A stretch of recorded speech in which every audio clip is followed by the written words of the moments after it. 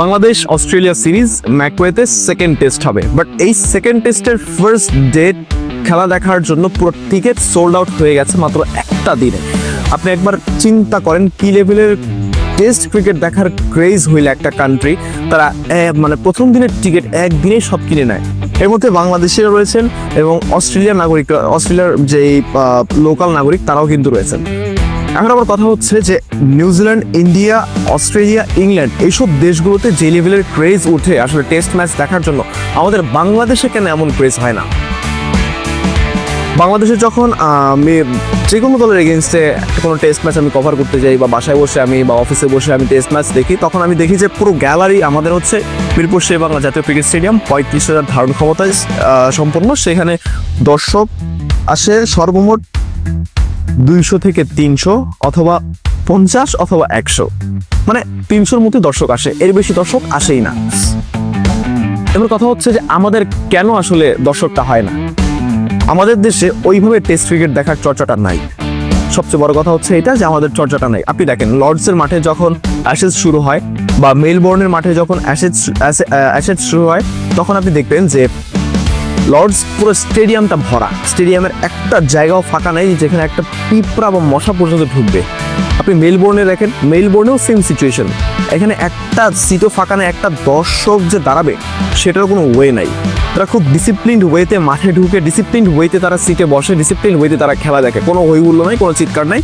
যা মেলবোর্নের মাঠে অস্ট্রেলিয়া যখন 4 ছক্কা মারে, যখন আউট করে, তখন আসলে অস্ট্রেলিয়ার সমর্থকরা চিৎকার চেঁচামেচি করে বা উল্লাস করে। যখন আবার ইংল্যান্ড 4 ছক্কা মারে, যখন ইংল্যান্ড উইকেট নেয়, তখন ইংল্যান্ডের দর্শকরা হচ্ছে হইহুল্লোড় করে। সেম সিচুয়েশন আপনি দেখবেন হচ্ছে লর্ডসের মাঠেও।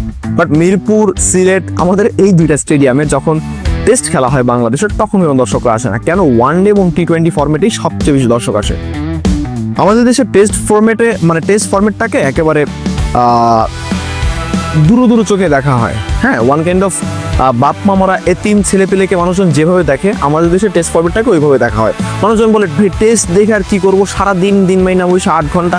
তাই এর মধ্যে একটা মজা আছে, এর ভিতরে একটা ধৈর্য আছে, এর ভিতরে একটা প্যাশন আছে। আপনি যদি ক্রিকেটের প্রতি বা স্পোর্টসের প্রতি প্যাশনেট থাকেন, আপনার কাছে 8 ঘন্টা কোনো আপনার কাছে কোনো ব্যাপারই না। আমি আমার অনেক দর্শককে দেখেছি যে একজন দর্শক হলেও সেও কিন্তু আসলে 8 ঘন্টা বসে বাংলাদেশের সেই টেস্ট ম্যাচটা দেখতেছে। কেন? কারণ যাতে বাংলাদেশ ভালো খেলে, বাংলাদেশের জয়টা দেখে তারা যাইতে চায়। আমাদের বাংলাদেশ টেস্ট র্যাঙ্কিংয়ে 9 ছিল, অস্ট্রেলিয়াকে ফার্স্ট টেস্টে হারিয়ে তারা হচ্ছে র্যাঙ্কে 6-এ উঠে এসেছে। এটা আমাদের জন্য হিউজ। বাট দেখেন এইটা নিয়ে মানে বাংলাদেশের কোথাও কারো মুখে কোনো কথা নেই। বাট আমরা গণমাধ্যম কর্মীরা যারা আছি তারা এই জিনিসটাকে হাইলাইট করার চেষ্টা করছি বা যতটুকু পেরেছি আমরা চেষ্টা করেছি। কিন্তু জনমানুষের যে একটা থিঙ্কিং রয়েছে যে watching test is a West of time, ভাই এই ভ্রান্ত ধারণা থেকে বের হয়ে আসেন। আমাদের দেশের টেস্ট কালচারটা তৈরি করতে হবে, টেস্ট দেখার কালচারটা তৈরি করতে হবে। নাহলে আপনার কয়েকদিন পর ভারত আসবে, কয়েকদিন পর ইংল্যান্ড আসবে, অস্ট্রেলিয়া যেহেতু একবার খেলে গেছে আবারও আসতে পারে। অস্ট্রেলিয়া হয়তো এই সিরিজ পরে তাদের যদি মত ঘুরে যায় যে না বাংলাদেশ ভালো খেলে, দে আর গুড ইন টেস্ট, তাহলে অস্ট্রেলিয়া আসতে পারে, শ্রীলঙ্কা আসবে, জিম্বাবুয়ে আসবে। কোন দলটা আসবে না? কোন দলের খেলা আপনি দেখবেন না?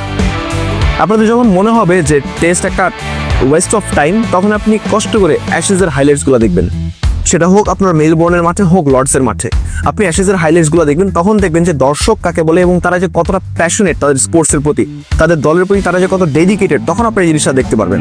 হ্যাঁ, এখন অনেকে আমার বলতে পারেন যে ভাই আমি টেস্ট খেলা দেখবো না, এই জন্য কি আমি ডেডিকেটেড না? হ্যাঁ, অবশ্যই আপনি ডেডিকেটেড, বাট টেস্ট ফরম্যাটটাকে ওন করতে হবে। যে ওন করতে পারবে সেই হচ্ছে প্রকৃত স্পোর্টস প্রেমী বা প্রকৃত বাংলাদেশ ক্রিকেট লাভার।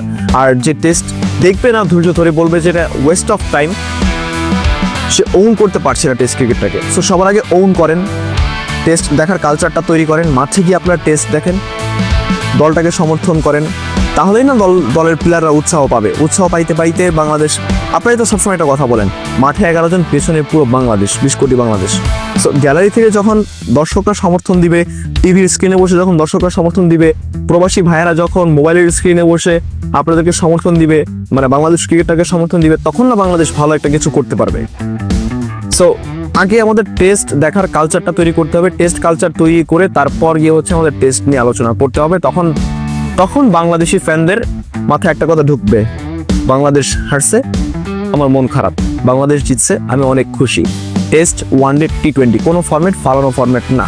বাট আমাদের দেশে দুইটা ফরম্যাট দেখার কালচার থাকলেও টেস্ট ফরম্যাট দেখার কোনো কালচার আমাদের নাই। সো অ্যাট ফার্স্ট আমাদের কালচার ক্রিয়েট করতে হবে, আমাদের প্যাশনেট হইতে হবে, ডেডিকেটেড হইতে হবে, তাহলে আমরা স্পোর্টসের প্রতি ভালো একটা কিছু আমরা মানে স্পোর্টস থেকে ভালো একটা কিছু আমরা অ্যাচিভ করতে পারবো, হোক ফুটবল ক্রিকেট।